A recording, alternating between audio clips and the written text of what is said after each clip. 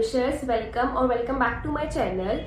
So guys, in today's video हम discuss करेंगे कि मैंने अपना कितना सिलेबस कंप्लीट कर लिया है। सो गाइस, मैंने अपनी पढ़ाई शुरू करी थी जनवरी मंथ में, अराउंड 10 या 15 जैन के अराउंड, और अब मेरे को 1 मंथ हो जाएगा 15 फरवरी को। सो हम ये डिस्कस करेंगे कि मैंने 1 मंथ में कितना सिलेबस कंप्लीट किया है, क्योंकि बहुत से लोग कमेंट कर रहे थे, क्योंकि दे वांट टू नो कि मेरा कितना सिलेबस हो गया है। सो आज की वीडियो में हम ये डिस्कस करेंगे। So let's start with the video.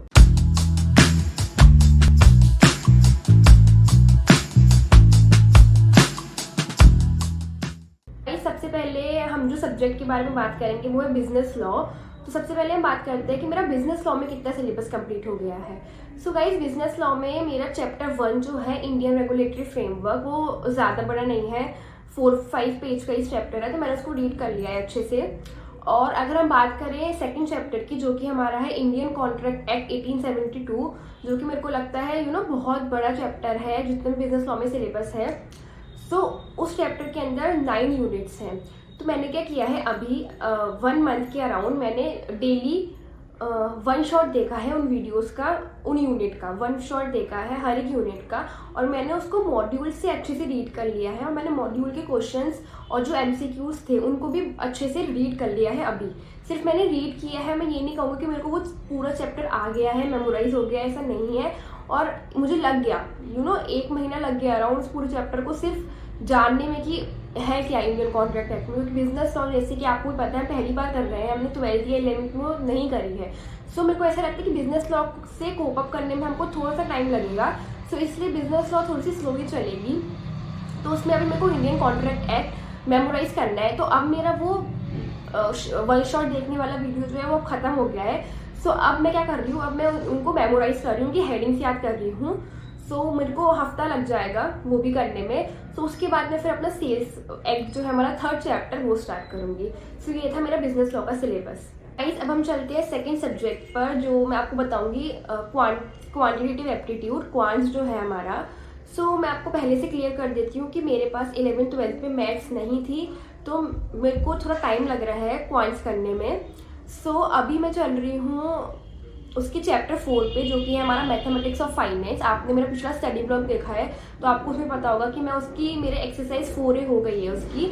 मेरे को एक्सरसाइज 4 भी करनी है, मतलब कंपाउंड इंटरेस्ट से करना है। और जो पीछे के चैप्टर है, जैसे कि चैप्टर 1 है हमारा रेशियो एंड प्रपोर्शन, चैप्टर 2 था हमारा वो इक्वेशंस, और चैप्टर 3 था हमारा लीनियर इनइक्वालिटीज। तो ये तीनों चैप्टर मैंने कर लिए हैं, और अब मैं चैप्टर 4 कर रही हूँ अपना मैथमेटिक्स ऑफ फाइनेंस। और मेरे को लग जाएगा थोड़ा क्वांट्स पे, मैं थोड़ा स्लोली चलूँगी, क्योंकि मेरे को सबसे ज़्यादा जो सब्जेक्ट ऐसा लग रहा है कि मेरा थोड़ा सा वीक है, तो वो क्वांट्स ही है। सो आई वॉन्ट कि मैं उसको धीरे धीरे करूँ, अच्छे से करूँ। और मैं क्वांट्स में कोशिश करती हूँ कि मैं ज़्यादा एक्स्ट्रा क्वेश्चंस भी ना करूँ, जो क्वेश्चंस मेरे से हो सकते हैं क्योंकि मैं पहली बार कर रही हूँ। जिन बच्चों के पास 11th-12th में मैथ्स थी उनके लिए तो वो ईजी है, क्योंकि उन्होंने पहले कर रखा है। ऑफकोर्स मेरे पास नहीं थी, तो मेरे को पूरा फिर से करना है वो चीज़, तो मेरे को उसमें टाइम लगेगा। तो अभी मैं मेरा 1 मंथ में 3 चैप्टर ही कर पाई थी मैं, और अब मैं चैप्टर 4 कर रही हूँ मैथमेटिक्स ऑफ फाइनेंस। सो इतना ही मैंने अपने क्वांट्स में करा है। अब चलते हैं हम अपने नेक्स्ट सब्जेक्ट पे। गाइस, अब हम बात करते हैं 3rd सब्जेक्ट का, जो कि मैं ले रही हूँ अकाउंट्स।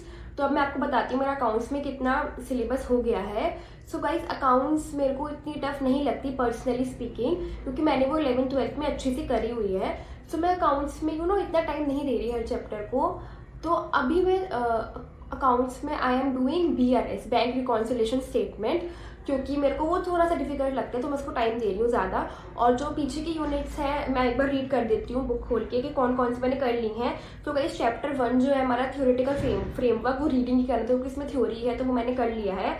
चैप्टर 2 जो हमारा अकाउंटिंग प्रोसेस है, वो भी मैंने कर ली, क्योंकि वो हमने 11th में पढ़ाई हुआ है अकाउंटिंग प्रोसेस। और चैप्टर 3 जो है हमारा बैंक रिकॉन्सिलेशन स्टेटमेंट, तो ये अभी मैं रिसेंटली कर रही हूँ गाइस।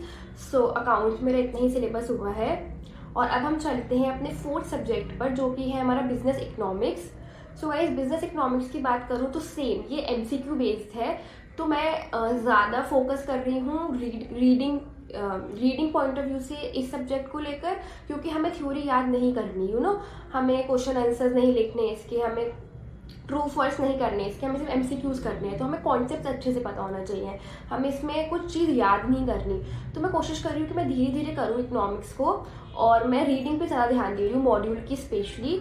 तो अभी मैं मॉड्यूल में रीड कर रही हूँ चैप्टर 4, चैप्टर 3। हाँ, चैप्टर 3 की मैंने MCQ तक कर लिया है, जो कि हमारा वो है थ्योरी ऑफ कॉस्ट। हाँ, थ्योरी ऑफ कॉस्ट जो है हमारा, तो वो मैंने कर लिया है लास्ट चैप्टर, और मैंने उसके MCQs भी कर लिए। एक बार मैं आपको बता देती हूँ कि पहले के कौन कौन से चैप्टर्स मैंने कर लिए हैं एक बुक में से देखकर। सो गाइस, मैंने हाँ, इकोनॉमिक्स में चैप्टर 1 जो है हमारा nature and scope of business economics, ये कर लिया है।